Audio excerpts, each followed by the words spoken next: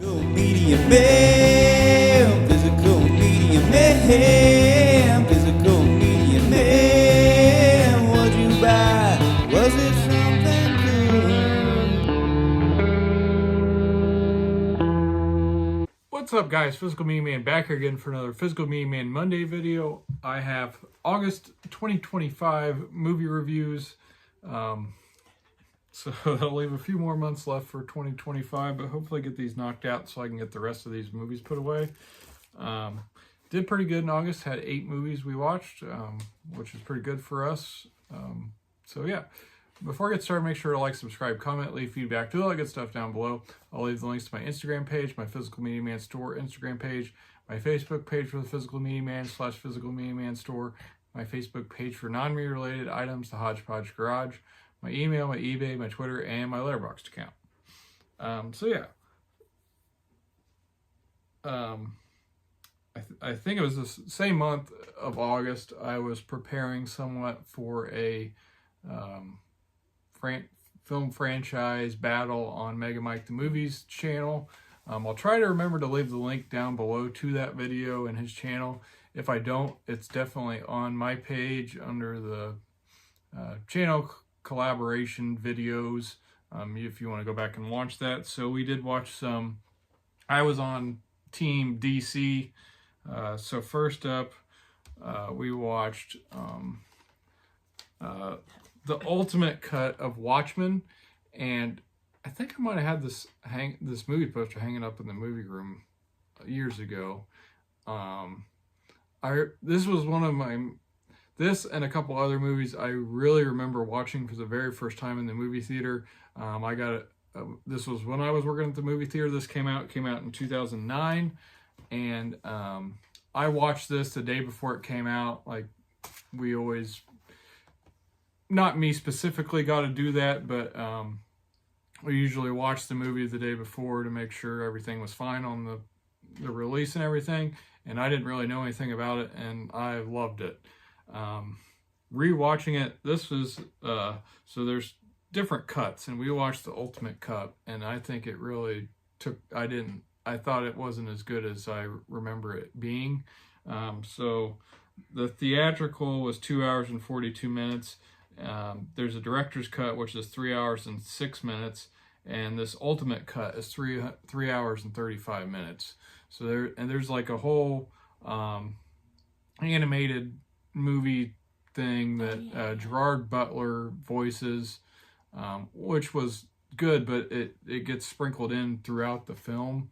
It was good, but I liked the theatrical better, I feel like. So anyways, I used it in my video because I think it does do a very good job of kind of capturing the detective side of Detective Comics, and a really well done film. Great cast. It's directed by Zack Snyder. You got Jack Earl Haley as Rorschach, who I remember really liking the first time I watched it. I thought he was still very good in his role. Patrick Wilson as Night Owl, Billy Crudup as Dr. Manhattan, Jeffrey D. Morgan as the comedian, Matthew Good as Oz. So yeah. So it says, in a version of 1985 where superheroes exist, the murder of a colleague sends active vigilante Rorschach on the trail of a conspiracy that will change the course of history. I'm going to give it 4. I still thought it held up very good, and I thought it was a very good, one of the better superhero movies. Yeah, I was gonna say, we like superhero movies. I do too, and I really like this one as well. It was so long though. It was just too long. But knowing that it was cut down, or, like this was the extended cut, I was like, okay, next time let's just watch the theatrical version. I could watch it again because it was really good. Yeah, right. So I'd watch it again, which is, that's a good sign. Yeah. But yeah, it was great. It was great. I really enjoyed the characters and Rorschach. Like, it was cool. It was really good. All right, I think next up, I just watched this one by myself. You can correct me if I'm wrong. 1997 Steel, starring Shaquille O'Neal. You definitely watched this one by yourself. This is 1 hour and 37 minutes, directed by Kenneth Johnson. Got a 3 out of 10 on IMDb. It also has Annabeth Gish as Sparky, Judd Nelson as Nathaniel Burke. He was like the bad guy. Richard Roundtree, who's the original Shaft, and there's like some little like funny little bits where they like, kind of acknowledge that a little bit. He plays Uncle Joe. So you got a scientist for the military, turns himself into a cartoon-like superhero when a version of one of his own weapons is being used against enemies. And it was pretty ridiculous. I had a good time with it, though. I'm going to give it 2 stars. Oh, and, I'm glad I missed this one. It's staying in the collection. Oh, my God. Of course it is. It's because it's Shaquille O'Neal, I think, right? Yeah, partially. It was fun, though. Okay. I feel like, so this was the very first time watch for me. I feel like if I would have grown up watching it, I would have loved it. Oh, it was like a nostalgic kind yeah. of. Okay. Like All Three Ninjas, but not near as good. 3 Ninjas is great, though. Yeah. All right. Next up, we watched 2024's A Complete Unknown on Disney Plus. I think it was 2 hours and 21 minutes. Directed by James Mangold. You got Timothy Chalamet as Bob Dylan, Edward Norton as Pete Seeger, L.A. Fanning as Sylvie, Monica Barboa as Joan Baez, Dan Fogler as Albert Grossman. And we were getting ready to go see Bob Dylan, so this was part of the reason we want. Well, we wanted to watch it probably anyway, but why we got it watched in the month was we're getting ready to go see Dylan in concert. So, in 1961, an unknown 19-year-old Bob Dylan arrives in New York City with his guitar and forges relationships with musical icons on his meteoric rise, culminating in a groundbreaking performance that reverberates around the world.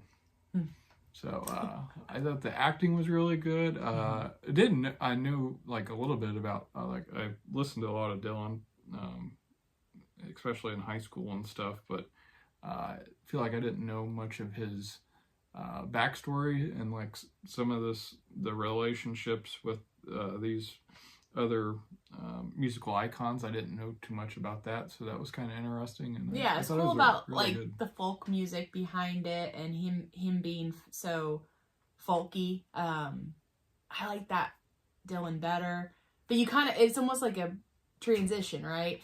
And yeah, you're either kind of on one side or the other a little bit, and you can see where it switches and his personality and like how he is as a person, and just makes sense. And I'm glad we watched it before we went to the show too, and I kind of knew this about him, like at his concerts, like he doesn't want to be seen. He just kind of does his own thing. He wants to play what he wants to play, and it made more sense. And you really respected him more for it a little, and the greatness of his art. Right? Mm-hmm. Yeah. I want to give it 3.5. Okay, I'm with you on that. Good story. It kind of drug on. It had a little slow parts. You needed it all, but it was almost like could have cut out a little bit of the middle. So yeah. All right. Next up, we watched 2001's The Princess Diaries. This is an hour and 55 minutes, directed by Gary Marshall. You got Julie Andrews as Queen Clarissa Rinaldi, Anne Hathaway as Mia Thermopoulos, Hector Elizondo as Joe, Heather Nadarzawa as Lily Moskovitz, Mandy Moore as Lana Thomas, Robert Schwartzman as Michael Moskovitz. All right, so you got Mia Thermopoulos has just found out that she is the heir apparent to the throne of Genovia. With her friends Lily and Michael in tow, she tries to navigate through the rest of her 16th year. And I'm pretty sure I saw this in the movie theater when it originally came out. I could be wrong on that. I feel like I did. It was a fun revisit. Not like an amazing movie, but a lot of fun, and I'll give it 3 stars.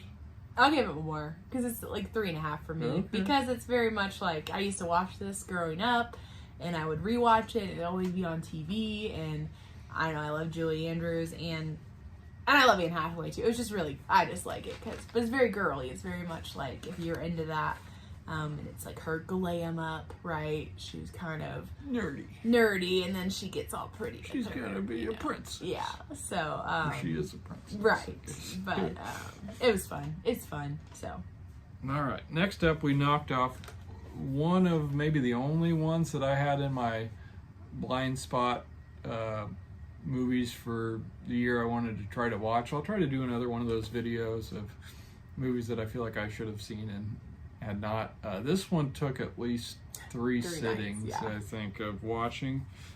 So this is Best Picture winner, 1939's Gone with the Wind, coming in at 3 hours and 58 minutes. Directed by Victor Fleming, who also directed Wizard of Oz. This won 8 Oscars. You got Clark Gable as Rhett Butler, Vivian Leigh as Scarlett O'Hara, Hattie McDaniel as Mammy. So you got a sheltered and manipulative Southern belle and a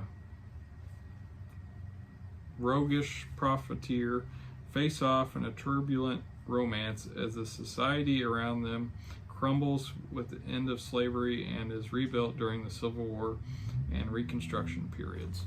I thought the acting, especially Clark Gable and Vivian Leigh and the two leads, well, and I guess really Mammy too, and Hattie McDaniel, their performances were really good. And the movie was very good too. It just long, and it took the 3 sittings to get through. I'm gonna give it 4 stars, but not one that I'd want to revisit too often. yeah, I would give it 3.5. I mean, because it sounds weird that I give it the same as like The Princess Diaries, but it's because I like, sometimes I just want to like relax and go through the movie. This one was very much it was thought-provoking, it was great, it was intense at times because of the Civil War. You wanted to hate the character, but then you kind of loved her. I don't know. And just like a lot of back and forth with that. But it was a classic and we had to watch it kind of thing. And I'm glad I did. But it was very good. Not what I expected at all, I guess. A little surprising. Yeah, maybe a little bit. Yeah. So. Not for that time, maybe. But it's good. Yeah. It's good. Yeah, so I'm glad I've knocked that one off. I know I had Schindler's List, maybe some of the Alien movies, and I feel like we might have knocked something else off my list. I'll have to go back and rewatch that video, but Yeah. all right, next up, I know I watched this one by myself. Getting ready for college football. Finally checked out the 4K with the director's cut of 1993's Rudy. Sorry, I don't know why I said that. Rudy. So the theatrical is 1 hour and 54 minutes. Director's cut's 2 hours and 7 minutes. So not a ton added, but I thought it really, especially as a Notre Dame cool fan, piece. yeah, made it a little bit better. I feel like the stuff that was taken out should have stayed in, especially. One scene that's definitely made its rounds after this came out is mainly Rudy's dad. Well, they're all like at a Christmas setting, and one of the girlfriends of one of his brothers asks, like, why do you do this? Or like, why is Notre Dame, like, why is it so important to you? And like he goes on this whole little, and it's really good. But anyways, written by Angela Pizzo, who also wrote Hoosiers, Breaking Away, and a bunch of stuff, but mainly Rudy and Hoosiers is what he's most well known for. You got Sean Astin playing Rudy, John Favreau playing D-Rob, Ned Beatty playing Rudy's dad, Daniel Rudiger. You got Charles S. Dutton as Fortune, Lily Tyler as Sherry, and Robert Prosky as Father Kavanaugh. So Rudy has always been told that he was too small to play college football, but he is determined to overcome the odds and fulfill his dreams playing for Notre Dame. And like I said, this is one of my favorite sports movies, and just one of my favorite movies in general, so I'm going to give it 5 stars. And if you're a fan of the movie, I definitely recommend checking out this this director's cut, like I said, it adds that scene as well as it also does some other shots around campus that are not in the film that I thought were a nice touch and just a classic sports movie. So yeah, if you're a Notre Dame fan, you gotta watch this, right? yeah. And even I love it. It's great. I mean, it's kind of like I love Hoosiers because I'm a Hoosier, and so yeah. So I don't. Joe, that's his thing. I'll let him. Yeah. I'm not even gonna rate it. All right. All right. Next up, also for the battle I was on, we rewatched, which you'd seen this, right? Yeah. Okay. 1978's Superman, coming in at 2 hours and 23 minutes, directed by Richard Donner. But I hadn't seen it for so long. Because I remember like, oh yeah, I remember this part, but... Christopher Reeve is Superman, Margot Kidder is Lois Lane, Gene Hackman is Lex Luthor, Marlon Brando is Jor-El, and Ned Beatty is Otis, so another Ned Beatty. An alien orphan is sent from his dying planet to Earth, where he grows up to become his adoptive home's first and greatest superhero. Just a classic superhero movie, one of the best, especially for that time period, probably the best. Still holds up really well. Yeah, I agree.